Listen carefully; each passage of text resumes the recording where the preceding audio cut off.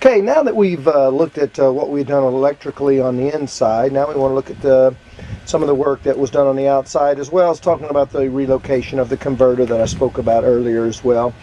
First thing I just want to give you a show here, as you can just see, of course this RV is a basement model, so you can see the doors open here, storage place right in here. Of course that's the battery area right in there. So just want to let you see exactly kind of how we're located. We're at the very end of the RV, where everything is at as far as in relationship to the RV. So with that, we can go on in closer here. It's late in the day here, so the shadows are kind of long, but we'll try to get at it. So inside this compartment here, which is just a little storage compartment in the back of the RV, we already had some existing electrical stuff. There's circuit breakers here for different things. I went in and I decided to do this is where I wanted to add my new converter. This is it right here. This is a PDI 9260 converter that's added in here. Of course, on the original Magnetech setup, you know, the inverter was in front, and there's a lot of instructions on the web about how to get an inverter like this and actually install it in place of the old one that I showed you earlier inside the actual power distribution center. But I chose, and I'll explain why, to relocate it back here. We'll just look around. You can see this is the IntelliPower, you know, the remote pendant, the old wizard there, the converter wizard that a lot of people have seen. What that does is allow you to set different modes so the converter doesn't cook your batteries, burn them up. And so we can see here, quite simply, right in here is just power. Here's the positive and negative coming off. The negative just goes to ground of the chassis. Positive goes to the stop block, which ultimately ends up at the batteries. We'll look at that a little bit. You can't see it well in this picture, but right back in there you'll see with a cord that runs across there.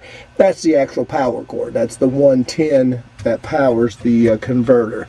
One of the main reasons I put the converter back here was because I installed, which on the other side of the coach is the generator, as well as I installed an Tioga automatic transfer switch.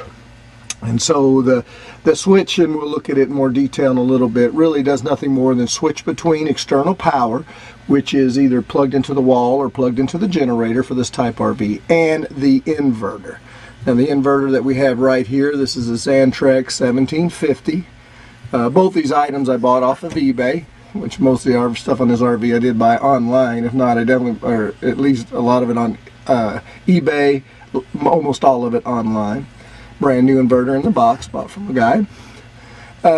Pretty simple setup as well here.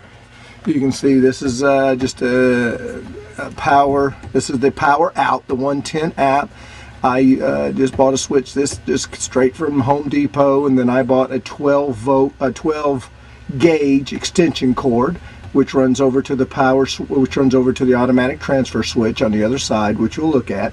Now it does have an off and on here, but it also has, if you can see it right there, that little cable right there, that goes to a remote switch, which is up inside right next to where you start the generator, and the power, the information panel, which is up in the RV. What that allows you to do, you can obviously leave this turned on, and then you can turn the inverter on remotely from inside the coach. So if you're driving down the road, you know, you can switch on the inverter.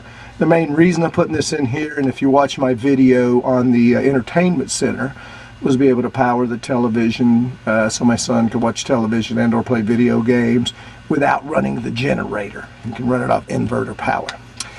And so that's the main purpose of it. Again, this runs over to the switch as well. If we can see up in here, you can see pretty simple wiring. Of course, there's the two wires. You see the larger wires here, that's just the positive and the negative coming off the back of the inverter. That's 1/0 gauge wire. Of course, this happens to be a welding wire because I think it's a 1,000 wire. You got to have a pretty flexible wire. You can't use like a big, if you go like Home Depot and buy Home 1/0 wire, it's like 6 wires in it, and it's like trying to bend rebar. So of course this wire is much more flexible, a little more pricier, about $3 a foot. But you can see there, you can see again the red and the negative. That's just the positive and negative coming off the back of the inverter. Another one of the wires coming out, which may not be easy to see, that's two of these wires coming out, is the 110 that feeds the converter. In other words, it powers the converter. And then there's the 110 that comes out that goes to the switch from the inverter. Of course, it powers 110 within the RV. Pretty simple setup in here, all mounted on top of rubber insulated feet just for a little extra sure. I built a little wood platform that it all sets in here that keeps it all elevated, keeps it a lot of airflow under it. It's a pretty large compartment. I've had no heating problems, overheating problems whatsoever.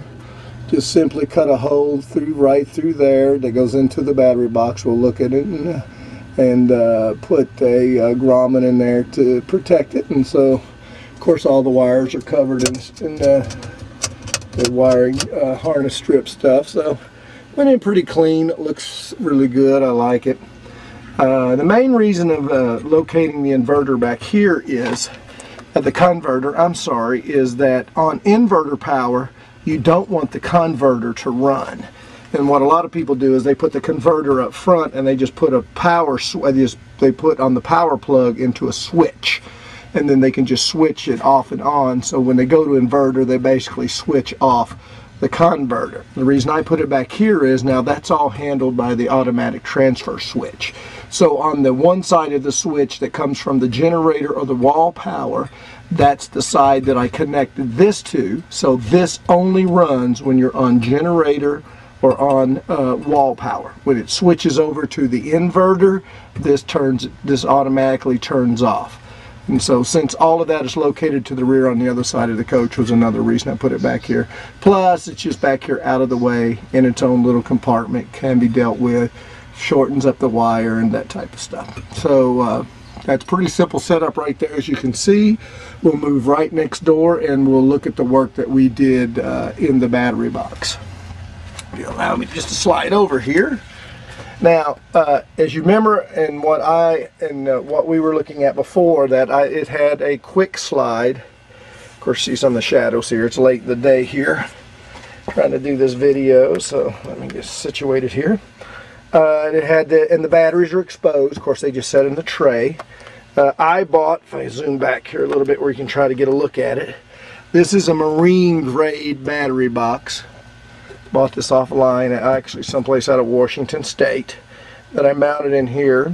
Just mounted some hardware, a pull handle on it. Of course, there's some latches we'll look at. There's a lock here that allows you to lock it. Of course, now this is the metal frame that was built with the RV to hold the batteries. Of course, there's a lock here that allows you to lock this in because this obviously slides.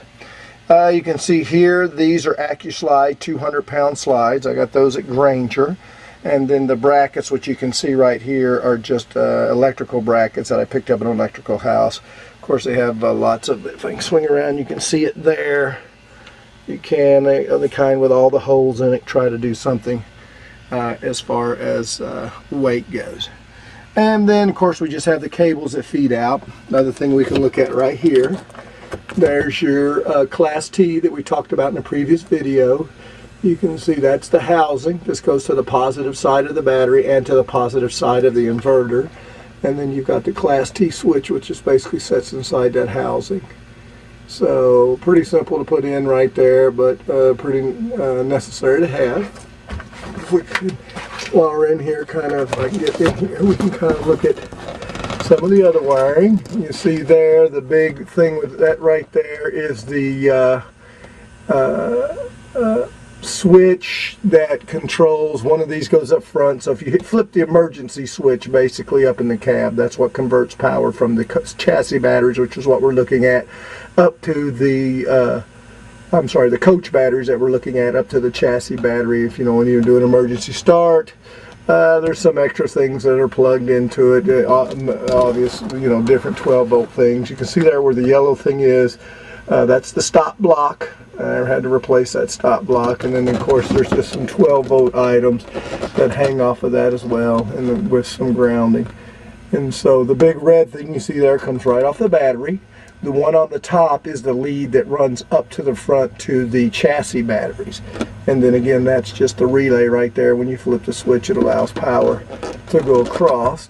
You can see here, this is where we were looking. That's where we were looking at the compartment before. There's all the wires coming through here. Of course, that's the positive lead right there that leads around to the transfer switch. And then again, all the wires that come out. And of course, they run to the other side. Some go to the ground and those types of things there. So that's the battery side, looking at all the wires that come out. Pull this back out a little bit. Go back out into the sunlight. And so as you can see, it's a pretty simple setup now. We just pop the latch out. And let me get out a little bit where we can see it. As you can see, the battery tray just pulls right out. Of course, we've got a couple of latches here and here. And then simply, we can just lift the battery tray off and just lay it on the ground there. And then you can see the battery set up in there. These are just standard U2200 interstate 6 volts. Pretty common setup, hooked up in series.